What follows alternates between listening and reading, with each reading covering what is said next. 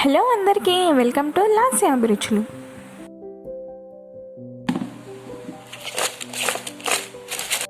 ఈరోజు నా రెసిపీ ఇడ్లీ రవ్వ పునుగులు. మిగిలిపోయిన ఇడ్లీ రవ్వతో పునుగులు ఎలా చేసుకోవాలో ఇప్పుడు నేను ఈ వీడియోలో చూపిస్తాను. బయట నుండి క్రిస్పీగా, లోపల నుండి సాఫ్ట్గా, చాలా టేస్టీగా ఉంటాయి.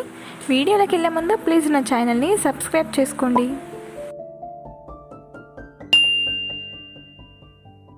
ముందుగా మనం ఇడ్లీ పిండిని తీసుకోవాలి. ఇడ్లీల కోసము రుబ్బు పెట్టిన పిండి 2 కప్పుల వరకు తీసుకోవాలి. ఇది బాగా పులిసిందయ్యి ఉండాలి. పులిసిన పిండితోటే పునుగులు వేస్తారు, అవే టేస్ట్ చాలా బాగుంటాయి. 2 కప్పుల ఇడ్లీ పిండికి 2 టేబుల్ స్పూన్ల మైదా పిండి వేసుకోవాలి. అలాగే 2 టేబుల్ స్పూన్ల బియ్యం పిండిని కూడా వేసుకోవాలి. దానివల్ల క్రిస్పీనెస్ వస్తుంది. 1/2 టీ స్పూన్ జీలకర్ర, సన్నగా కట్ చేసి పెట్టుకున్న 1 అరకప్పు ఉల్లిపాయ ముక్కలు, అలాగే 2-3 సన్నగా చీర్చి పెట్టుకున్న పచ్చిమిర్చి ముక్కలు, సన్నగా కట్ చేసిన కరివేపాకు 2 రెమ్మలు తీసుకుంటే సరిపోతుంది. ఇదంతా బాగా మిక్స్ చేసుకోవాలి. అలాగే రుచికి సరిపడా ఉప్పు వేసుకోవాలి.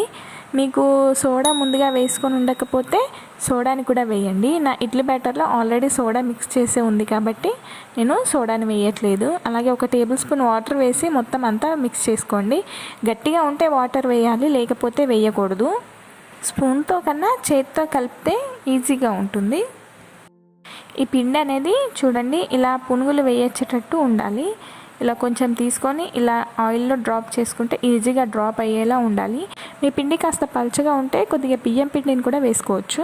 ఇప్పుడు స్టవ్ మీద కడాయి పెట్టుకొని దానికి డీప్ ఫ్రై సరిపడా ఆయిల్ వేసుకొని, ఆయిల్ బాగా హీట్ అయిన తర్వాత స్టవ్ని మీడియం ఫ్లేమ్లో పెట్టుకొని పునుగులు వేసుకోవాలి.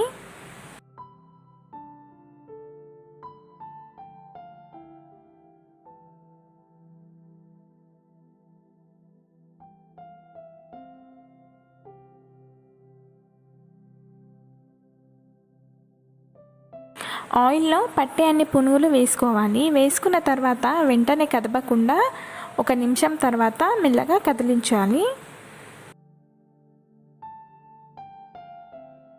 స్టవ్ని మాత్రం హై టు మీడియం ఫ్లేమ్లో పెట్టుకొని ఫ్రై చేసుకోవాలి.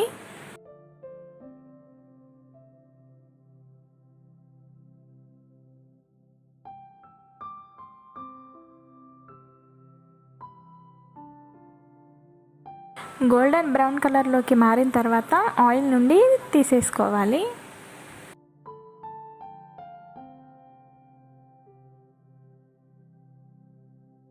ఇంతేనండి, మనం మిగిలిపోయిన ఇడ్లీ పిండితో ఈవినింగ్ స్నాక్స్గా ఇలా పునుగులు చేసుకోవచ్చు. చాలా తక్కువ టైంలోనే ఈ పునుగులు అనేటివి రెడీ అయిపోతాయి.